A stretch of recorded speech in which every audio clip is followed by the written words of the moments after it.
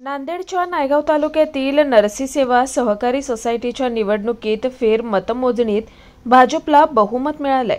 यापूर्वी झालेल्या मतमोजणीत महाविकास आघाडीला 7 आणि भाजपाला 6 जागी यश मिळालं होतं। मात्र फेर मतमोजणीत भाजपाने 7वी जागा जिंकत बहुमत मिळवलंय। 16 तारखेला गेल्या रविवारी निवडणूक झाली।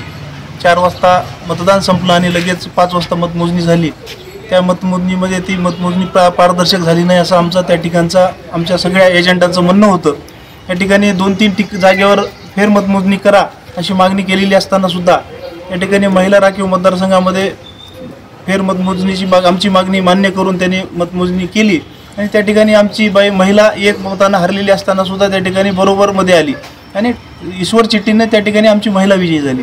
परंतु व्हीजीएनटी मतदारसंघामध्ये जनाजी खनपट्टे या ठिकाणी त्याची फेर मतमोजणीची आमची मागणी होती, परंतु त्या ठिकाणी काही राजकीय दबावामुळे त्या ठिकाणी ती फेर मतमोजणी काही आमचे निवडणूक अधिकारी ते केले नाहीत। रात्री 1 वाजेपर्यंत या ठिकाणी आम्ही हट्ट धरला की या ठिकाणी फेर मतमोजणी करा, जो निवडून येईल तो येईल आम्हाला मान्य राहील, पण मतमोजणी करा।